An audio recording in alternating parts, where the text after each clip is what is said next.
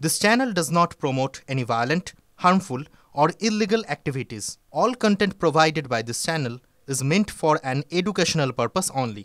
Top quality और consistent performance के लिए सिर्फ सिल्वर पंप नाम याद रखना।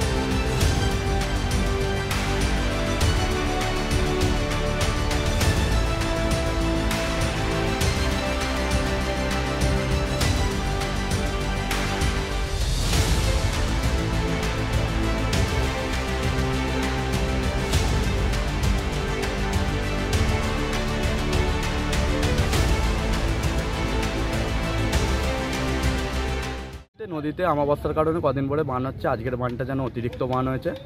তোমার বান হয়েছিল আজকে 10টা 20-তে বান হয়েছিল, আর প্রচুরভাবে বানটা হয়েছে, কেউ ভাবতে পারেনি, যার কারণে একটা স্পিডবোট আজকে মানে ভয়াবহ বানের সামনে পড়ে গেছে, আর যার কারণে স্পিডবোটটা উল্টে যায়। কজন ছিল স্পিডবোটে? জোনাচারেক লোক ছিল, এখান থেকে দেখা যাচ্ছিল।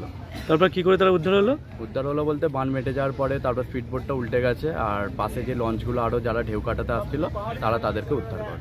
টোটাল কটা লয়ে ছিল তাহলে ওদের সঙ্গে? ওদের সঙ্গে বলতে তোমার স্পিডবোটটাই একটা ছিল, ওরা 4 জন ছিল স্পিডবোটে, আর এক্সট্রা লঞ্চ আরও 3-4টে ছিল। ওরা একসঙ্গেই যাচ্ছিল? হ্যাঁ, আশেপাশেই ছিল আর কি। ওরা কি যাচ্ছিল বানের সময়?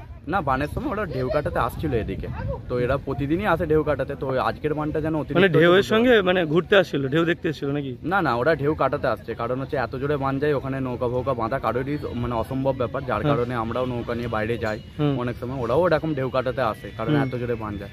কিন্তু আজকের বানটা এইভাবে হবে কেউ বুঝতে পারেনি, তার ফলে কি হয় এরকম ঘটনাটা ঘটেছে। একটু ডুবে যায়। হ্যাঁ, স্পিডবোটটা ডুবে গেছে।